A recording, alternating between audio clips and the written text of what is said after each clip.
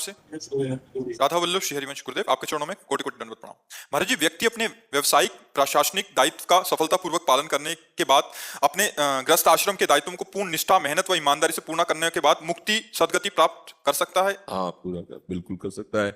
यदि वो धर्माचरण पूर्वक जीवन व्यतीत किया है और भगवान नाम जपने का अभ्यास किया है तो वृद्धावस्था में वो धर्माचरण उसकी बुद्धि को शुद्ध रखेगा। वृद्धावस्था में बुद्धि पतित हो जाती है। हमारा जीवन यदि गलत आचरणों में रहा है तो वृद्धावस्था में बुद्धि का निर्णय सही नहीं रहता, स्मृति नष्ट हो जाती है और वो मोह ममता में फंसा हुआ बस प्रपंच का ही चिंतन, प्रपंच की बातें रहती है। यदि धर्माचरण पूर्वक, भजन पूर्वक अपने कर्तव्यों का निर्वाह करता रहा तो वृद्धावस्था में फिर ये बात आने लगेगी कि मेरा मोक्ष हो जाए, मेरा कल्याण हो जाए। इसलिए अब मैं सब बखेड़े छोड़ता हूं, भले घर में रहूं लेकिन एक संत की तरह रहूंगा। अपने जीवन को, अपने इंद्रियों को संयम में रखूंगा। जो हमारे बच्चों से भोजन प्राप्त हो जाएगा, एक सन्यासी की तरह मैं भोजन ग्रहण करूंगा, सन्यासी की तरह जीवन व्यतीत करूंगा, निरंतर भगवान का भजन करूंगा, तो घर में रहते हुए उसे मोक्ष हो जाएगा। क्योंकि भजन से मोक्ष होता है। मान लो जैसे घर में 5 सदस्य 10 सदस्य होते हैं, अब हमारे 500 सदस्य हैं, है नहीं? बच्चा बच्चिया सब, विरक्त संत महात्मा सब, ऐसे तो हमारे ही तो बच्चे हुए। अच्छा, आप भी तो सब हमारे ही तो हुए ना। मान लो बैठे हैं तो हम सबसे बात कर रहे हैं, तो आप ऐसे ही एक परिवार को, अपना घर जो माने हुए हैं वो प्रभु का मान के, परिवार को भगवत स्वरूप मानकर, अपने को अंदर से माने कि अब मैं गृहस्थ त्यागी हूं, मानने थे तो है, अब मैं यहाँ ऐसे रहूंगा जैसे किसी आश्रम में रहा जाता है। आश्रम में रहा जाता है तो हमारा मेनू थोड़ी चलता है कि हमें ये खाना है, जो मिला सो खा लिया, जैसे रखा वैसे रह गए और भगवान का भजन किया, तो कभी आप झगड़ा नहीं करोगे, क्योंकि अपना आप परिवार मानते नहीं, एक सन्यासी का जैसा जीवन, तब मोक्ष हो जाएगा। और अगर राग रखोगे कि देखो मेरे सामने मेरी कमाई हुई संपत्ति को ऐसे कर रहे हैं, ऐसा तुम नहीं कर सकते, ऐसा, तो अतरे दिन लड़ाई झगड़ा होगा और आपका फिर भजन साधन बनेगा नहीं, ममता आसक्ति वैसे ही होगी, फिर मोक्ष नहीं होने वाला। गुरु जी, आपके चरणों में ध्यान, हमें किसी चीज का लालच है। हाँ बस ठीक है, तो घर में रहने से भी हो जाएगा कल्याण। बाहर, हाँ, बाहर मत भागना, बाबा जी बनने की बात मत सोचना, क्योंकि गृहस्थी में रहे हो, अब निर्वाह करना बड़ा कठिन है। तो वहीं रहकर घर में, घर को भगवान का मंदिर समझो, परिवार को भगवान के जन समझो, जो मिल जाए ऐसे भिक्षुक की तरह रहो कि जो भिक्षा में मिल गया खाया, राधा राधा राधा, एकांतवास। अब कोई मित्र नहीं, कोई रिश्तेदार नहीं, कोई नातेदार नहीं, आ गया तो भगवान है, बैठकर प्रेम से भगवान की चर्चा, ऐसे स्वभाव बनाना पड़ेगा, तब गृहस्थी में रहते हुए भगवान को प्राप्त हो जाता है। एक भी क्षण भगवान के सुमिरन से अलग ना जाए। हाँ, अब चाहे वन में रहो और चाहे घर में रहो, अगर भजन ना हो तो वन में रहने पर भी थोड़ी कल्याण हो जाएगा, और भजन हो तो घर में रहने से भी कल्याण हो जाएगा। अरे भैया, ऐसे तो घर बने होते हैं। अब हमने थोड़ा मान करके कि भागवती किसमें राधा नाम लगाए, भागवती कर लिया, तो आप भी अपने घर को भागवती कर लो, है कि नहीं? अच्छा, कपड़ा वो भी है, कपड़ा ये भी है। हम इसे विरक्त मानते हैं, आप उसे गृहस्थ मानते हैं। बात तो कपड़े की नहीं है, बात अंदर के चिंतन की है। अब आप अपने को विरक्त मान लो कि मैं संसार से विरक्त हो गया, अब मैं गुरु की शरण में होऊंगा, उनके अनुसार चलूंगा, अब ये सब भगवान का घर है, भगवान का परिवार है, भगवान संभाले, अब तो हम भजन करके भगवान को प्राप्त करेंगे। तो बस चिंतन बदल गया तो सब बदल गया। कि अगर परिवार से ममता बनी होती है ना, और बुढ़ापे में वैराग्य ले लिया ना, तो जैसे कंबल मिला, रुपया मिले, सामग्री मिली, तो ममता है कि बड़ा लड़का तो बढ़िया कमा लेता, छोटा वाला कमजोर है, तो वो लाद के छोटे वाले के घर रखी आए, और अपने भी नरक का रास्ता बनाया और लड़के के भी, क्योंकि सन्यास का मांगा हुआ रुपया पैसा घर गृहस्थी में लगेगा तो नष्ट ही कर देगा। तो इसलिए बहुत सावधानी की जरूरत है। सन्यास का मतलब है सब भाव भगवान में जोड़ देना। ये तो सर्वाणि कर्माणि मयि सन्न्यस्य मत्पराः अनन्येनैव योगेन माम ध्यायन्तु उपासते तेषाम् अहं समुद्धरता मृत्यु संसार सागरात्। भगवान कह रहे हैं, जो सारे कर्म मेरे को समर्पित करके मेरी ध्यान उपासना करता रहता है, वही सच्चा सन्यासी है। सब कर्म भगवान को समर्पित कर दिए, खूब भगवान के चिंतन में डूबे, तो भगवान कह रहे तेषाम् अहं समुद्धरता मृत्यु संसार सागरात्, मैं उसे मृत्यु संसार सागर से पार कर देता हूं। खूब नाम जप करो और कोई व्यसन न करो, और व्यसन करने वालों का संग न करो, और एकांत बैठना सीखो। अब एकांत कमरे में बैठे और खूब नाम जप करें, माला से बने, माला से, काउंटर से, बिना माला काउंटर से, जैसे बने, ईमानदारी से भजन करने से भगवान मिलते हैं। गणना से तो नहीं मिलते ना, भजन कर। पर गणना से क्या होता है, नए में उत्साह बढ़ता है कि एक नियम बना लिया हमको इतने माला करना है, तो उससे उत्साह बढ़ता है। जरूर माला से करना चाहिए, और जब वृत्ति भगवदाकार होने लगती है तब बात अलग है कि निरंतर चल रहा है। वृद्धावस्था क्या होती है?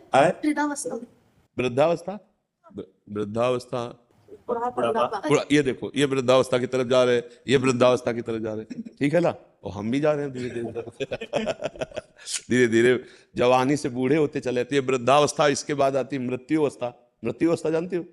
मर गए, जाके फूंक दिए जाते हैं। हाँ, आशीष कुमार जी, वृंदावन से। श्री हरिवंश।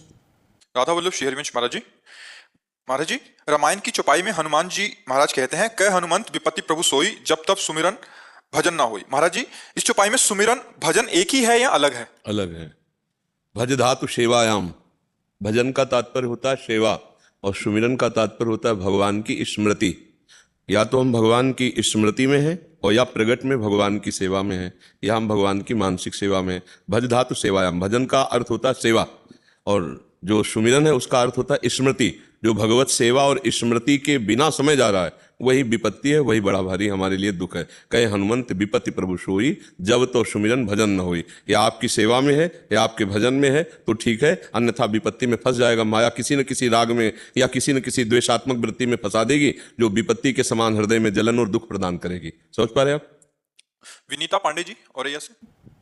राधा वल्लभ श्री हरिवंश महाराज जी, प्रभु मुझे राधा नाम में विशेष प्रेम है। नाम, गुरु मंत्र एवं गुरु दीक्षा व बीज मंत्र में महाराज जी क्या अंतर है? क्या नाम मंत्र तीनों में शक्ति समान ही है या नाम के बाद जीव को मंत्र की तैयारी करनी चाहिए? जैसे सुना है कि बीज मंत्र हर किसी को प्राप्त नहीं होता, जिस पर गुरु कृपा होती है। देखो, नाम से गुरुदेव की प्राप्ति, गुरुदेव प्रदत्त नाम से हमारी अंतःकरण की शुद्धि, और जब गुरुदेव मंत्र देते हैं, एक होता है शरणागत, इष्ट के शरण में होने के लिए। शरणागत मंत्र से तन, वाणी, मन और स्वयं की शरणागति पुष्ट होती है।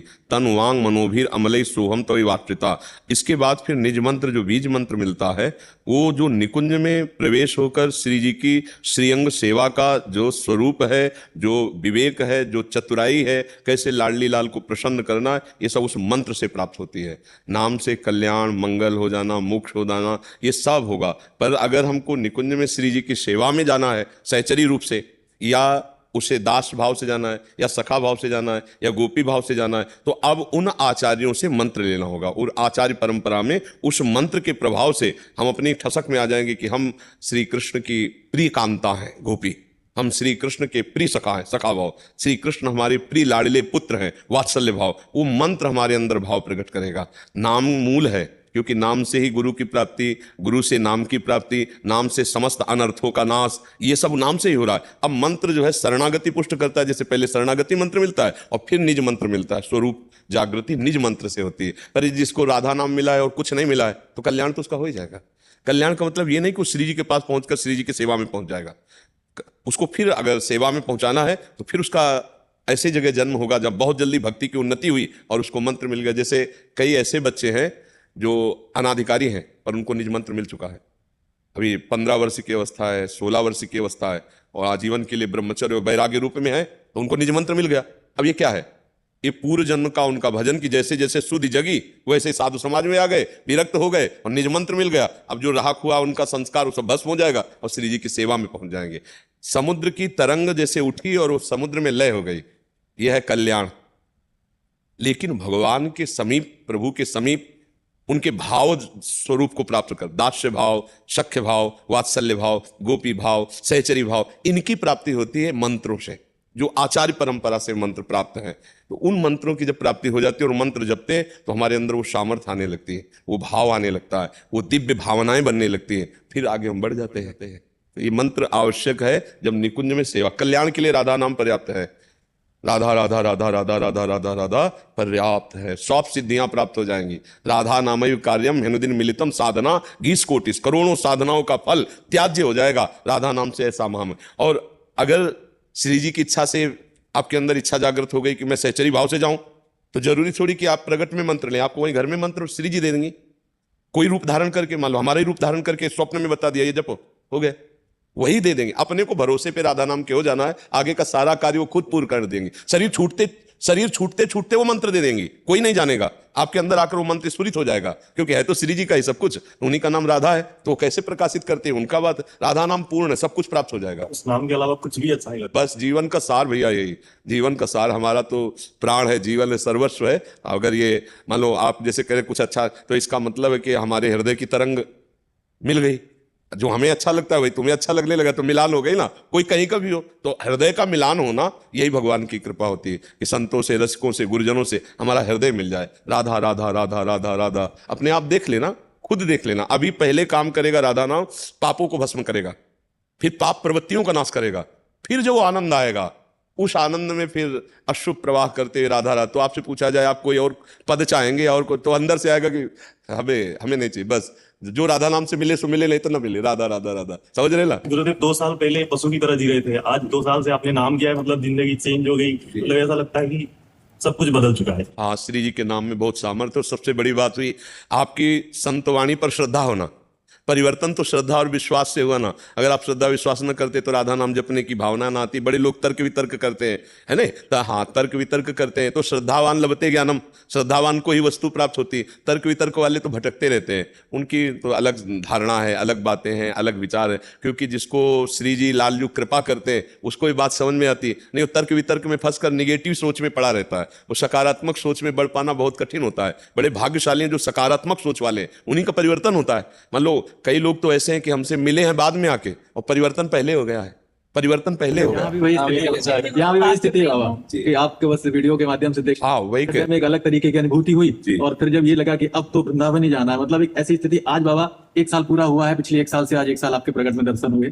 तो मतलब ये क्या ही बताएं हृदय से। आप कहते हैं ना जैसे कि गुरुदेव ट्रांसफर करते हैं, तो आप एक बार ब्लूटूथ लगा के देख लीजिए हमारे आप एक बार ब्लूटूथ लगा लीजिए और चेक कर लीजिए कि हमारे अंदर क्या ये सब श्री जी करती है। हाँ, श्री जी करुणामयी, उन्हीं का बल, उन्हीं का सब कार्य।